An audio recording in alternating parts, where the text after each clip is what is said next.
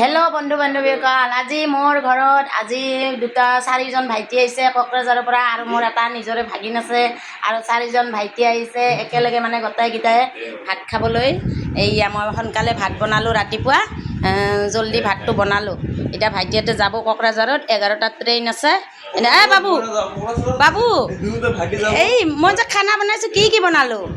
মাছৰ আঞ্জা, ভাজি, চালাড, পাপৰ আৰু দালি আছে আৰু মাছৰ চব্জিটো চোৱা কেনেকৈ হৈছে ন? ভাল পাবানে খাই?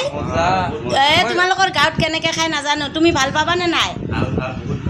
অঁ দিয়া, ঠিক আছে। আৰু আহিবা তেতিয়া ভাল লাগিব। বাবুহঁতে গোটেইকেইটা একেলগে ধুনীয়া কৰি এইকেইজন খাইছে। এইটো মোৰ ভাগিন। বাবু তুমিওতো ভাত খোৱা, তুমিতো নাখাওঁ কৈছিলা। মই কৈছোঁ কি বাবু খোৱা, একো নহয়, গোটেইকেইটাই খালে ভাল লাগে ন। এইটো মোৰ নিজৰে ভাগিন, আৰু মোৰ নহয়, এইকেইটাও ভাগিনে, ভাগিনৰ বন্ধু হয়। গোটেইকেইটা আহিছে। বাবু তুমি কি যাবাই নেকি? দে ভাতটো খোৱা।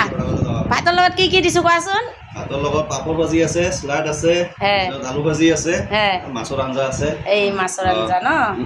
মাছৰ আঞ্জাটো কিন্তু বহুত ধুনীয়া আছে, গ্ৰেভিটো মজা হৈছে। গ্ৰেভিটো নাজানো, ইমান বনাব নাজানো, তাও আৰু বনাইছোঁ আৰু তোমালোকৰ সাহসতে। দে বাবুহঁতে ভালকৈ খাওক বুলি। ঠিক আছে, গোটেইকেইটাই ভাত খোৱা ভাল কৰি।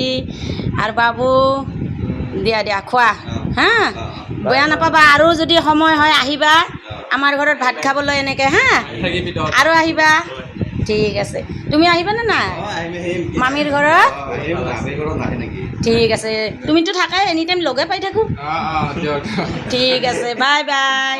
আপোনালোকে ভিডিঅ'টো চাব, লাইক কমেণ্ট শ্বেয়াৰ কৰিব, ছাপোৰ্ট কৰিব। ঠিক আছে দিয়া।